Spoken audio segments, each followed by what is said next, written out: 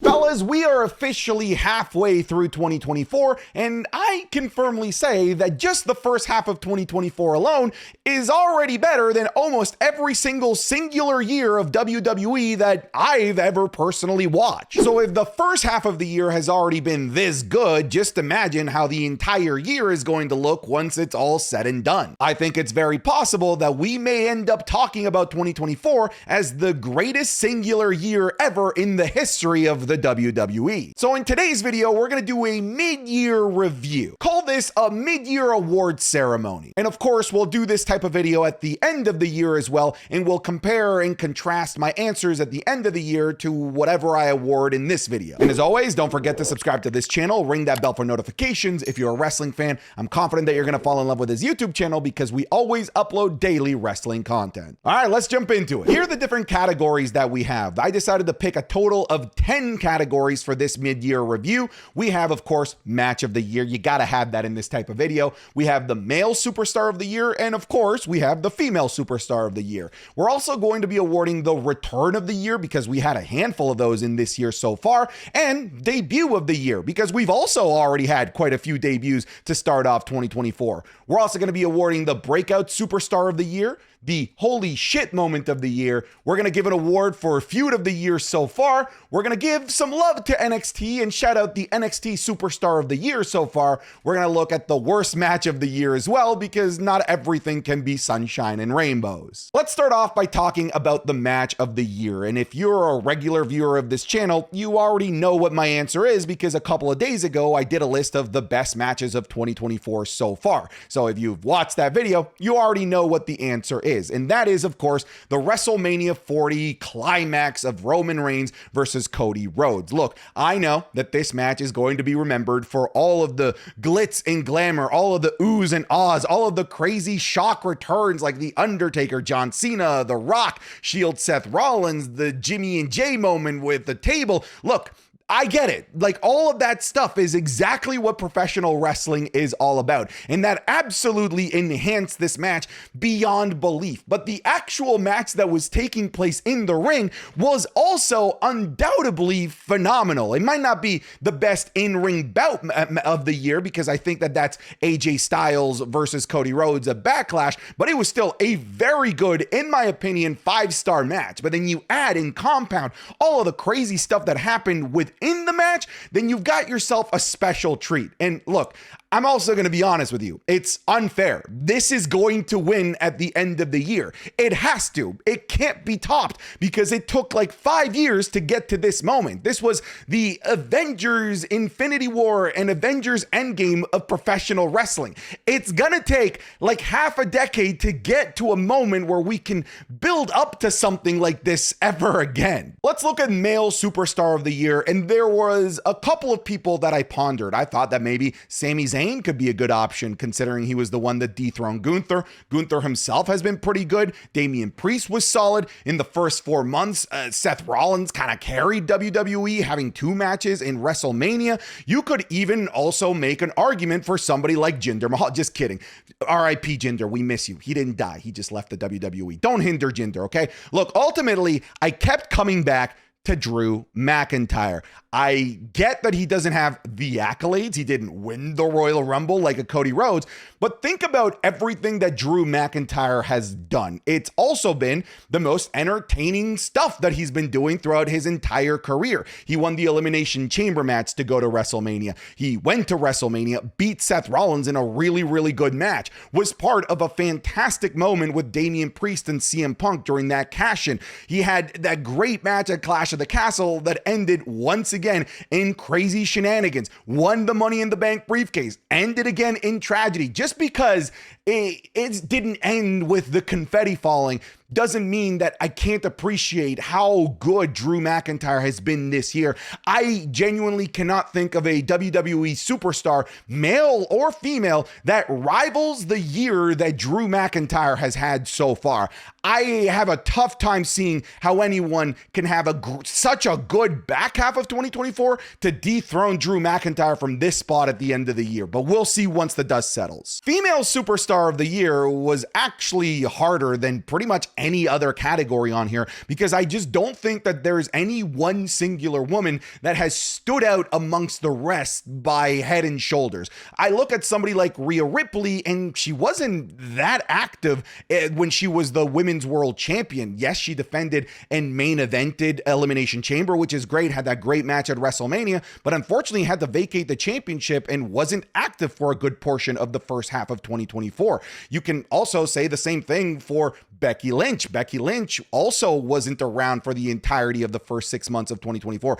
Liv Morgan could have been in the conversation, but she really only got the gears going in the last month and a half, really. So I couldn't really pick her either. So even though I feel like she's cooled off a bit, I kept coming back to Bayley. Bayley won what I think is the greatest women's Royal Rumble ever, and in contention for the best Royal Rumble that I've ever seen, going more or less the distance in that Rumble match as well, going to WrestleMania, having what I thought was an instant classic with Io Sky, another classic following that up at Backlash against Tiffany Stratton and Naomi, defending against Piper Niven in front of Piper Niven's home country. So look, I have a tough time giving it to Bayley because I just haven't been overall too impressed with the follow-up of her winning the championship, but I feel like she's almost winning this by default because no one really has stood tall amongst the pack of women so far in 2024. Return of the year, there were quite a few to actually pick from. We had, for example, the return of Liv Morgan at the Royal Rumble was solid. We had the return of Jinder Mahal at Raw Day 1, which was also amazing. Don't forget, he was a former WWE champion. I just don't understand why Jinder doesn't get more love. So there's actually legitimately quite a few to pick from. Roman Reigns returned like 50 times in the early portions of 2024. But look, none of them even come close. This was a runaway, and this is going to be what wins at the end of the year as well. It's The Rock. I know that a lot of people were bummed about The Rock returning initially, but you all turn your tune real goddamn quick once we started to see the evolution of The Rock, when he started to change his theme, to change his demeanor, started to change what he was wearing, and he became the final boss, the best iteration of The Rock that I've ever seen, and one of the best characters that I've ever seen ever in the history of the WWE. It's a shame that we only got him for the first 4 months of 2024, but those 4 months alone, I think that The Rock made those 4 months the greatest 4 months ever in the history of professional wrestling. Look, Final Boss Rock is a moment in time. If you weren't there, if you missed it, you're never going to be able to capture that magic, in my opinion. I'm glad I was there, and I'm glad I was there with you, live streaming everything that happened with The Rock. To me, this is a no-brainer. Everything that The Rock did in those first 4 months was just... it was must-see TV every single week. And it's not as if he had the Roman Reigns schedule appearing once a month. Like, this guy was appearing like almost every week, especially leading into WrestleMania. Debut of the year, I'm cheating, okay? Because you could actually consider this a return, but this is such a new thing that I decided to put it in debut of the year. I know that those that love Jacob Fatu are going to say that Jacob Fatu was robbed. I think Jacob Fatu is a perfectly fine answer if you want to put him on here. You can even say Jade Cargill as well. Maybe you want to get cheeky and say somebody like Jordan Grace, for example, or maybe Joe Hendry, but I'm going to go with the Wyatt Six. I understand that this isn't technically a debut because every single one of these people have been in the WWE before. Like, really, the only one that's close to a debut is, I would say, Huskus the Pig in Joe Gacy. But other than that, every other person in here has been part of the WWE. But this is such a new and unique way to present them that it feels like they're brand new. It felt like a brand new debut of WWE superstars. A brand new entity had entered the game. And out of all of the debuts that happened so far in 2024, this is the one that had me feeling the most. It gave me the most immediate reaction. It had me talking about this the most long after the debut actually happened. So I'm going with Bo Dallas and the Wyatt Six here. Oh my God! God! You hear the music? I do! He's literally making a pizza! To this day, it's still infuriating how this ended. This is crazy. Oh my God.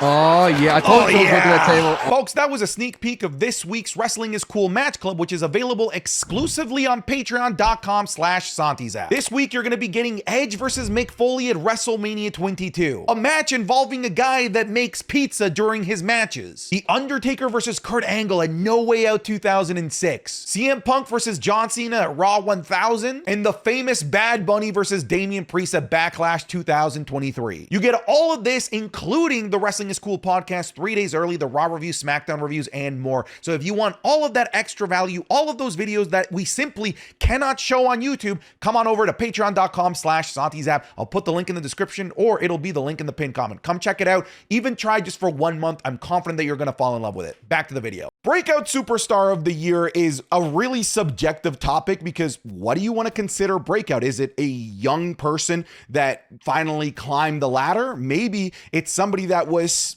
I don't know, maybe floating around, not really doing their best, and we knew that they were capable of more, and then they finally hit that next gear. There's actually quite a few of these. You could say Chad Gable is a great contender for this. You could say Braun Breaker because he meets that criteria of that young guy that's just taken the WWE by storm. I think both of those are perfectly good answers. You might not like my answer here because you've already seen him, but I gotta go with Drew McIntyre again. Look, Drew McIntyre was really hovering in the WWE, especially in 2023. It just sort of felt like he was existing. He was starting to find himself in late 2023, but it wasn't until the beginning of 2024, the match with Seth Rollins at day one, the feud that he started with the likes of CM Punk, of course, the stuff that's been going on with Damian Priest, the World Heavyweight Championship, the Jey Uso stuff. He really just became the best version of himself in 2024. I believe that he went from a guy that I think a lot of people were kind of okay with to a guy that became, to use Cody Rhodes as an example, undeniable. He went from being okay to must-see TV. Drew McIntyre is the hottest thing in the WWE, and he was a middling guy with over the last couple of years. So to me, he meets the criteria of breaking out because he is now the absolute uber best version of himself, and we got it in the early portions of 2024. Now let's look at the holy shit moment of the year. And again, this one is really subjective. What elicits that response from you? Is it a super extreme moment? Is it something that you didn't expect? Is it somebody returning? For me, it is just a feeling. It's just, once you feel it, you know what the holy shit moment is. It's a really difficult thing for me to be able to explain what a holy shit moment is for me. You know what made me actually scream out holy shit? It was the Undertaker's gong at WrestleMania 40. I feel like there are going to be numerous answers for this in the comments, so please let me know what would be your holy shit moment. But for me, it was this. It was the Undertaker spawning behind The Rock, the Undertaker choke slamming the ever-living Christ out of The Rock. This, to me, was the holy shit moment.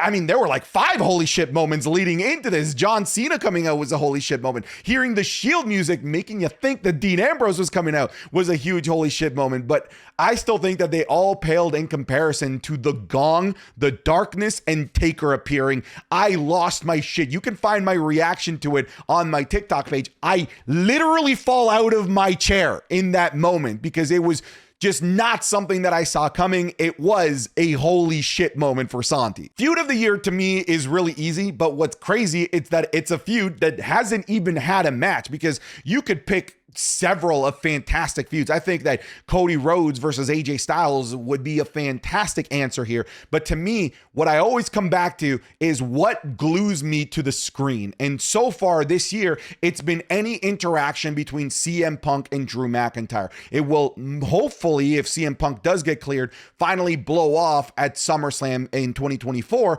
But everything leading into the first half of 2024 between these two was just money. Their first encounter leading into WrestleMania after the injury, where he said that I prayed for this. Of course, the screw job that happened at WrestleMania 40, where Drew McIntyre started gloating in Punk's face. Punk snapped and caused him to be cashed in by Damian Priest. We have CM Punk costing Drew McIntyre once again at Clash of the Castle, being petty as hell, flying all the way to Drew McIntyre's home country and dressing up as a referee and screwing him out of the title, and of course screwing him once again at Money in the Bank. It's been admittedly a bit of a one-sided feud, aside from when Drew McIntyre absolutely left CM Punk battered and bloodied and took his AJ and his dog Larry bracelet. That, to me, I cannot wait for this to actually blow off in a match. But even without a match, it's been my favorite thing in wrestling this year. NXT Superstar of the Year to me is actually between two people. I feel like if you pick Trick Williams here,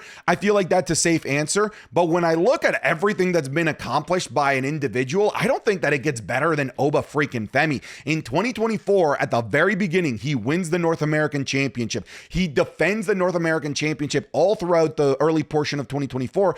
And what every single time is the match of the night, this man has already multiple match of the year contenders, like for example his match against Dijak and Josh Briggs and his recent fantastic match against Wes Lee. Even the battleground match against Wes Lee and Joe Coffey was fantastic. But this guy has just been an unstoppable beast in NXT. But not only has he been booked unstoppable, he himself has backed it up with fantastic matches as well. Oba Femi is my choice for the current NXT Superstar of the Year halfway through 2024. Let's finish off this video by talking about the worst match of the year, the award that you don't want to win. And look, worst could mean different things for different people as well. It could be just an objectively bad match that everyone agrees, oh, that was a bit of a stinker. Or it could be a match that had great expectations, but was actually a massive letdown. And to me, usually those are the ones that leave me the most angry because my expectations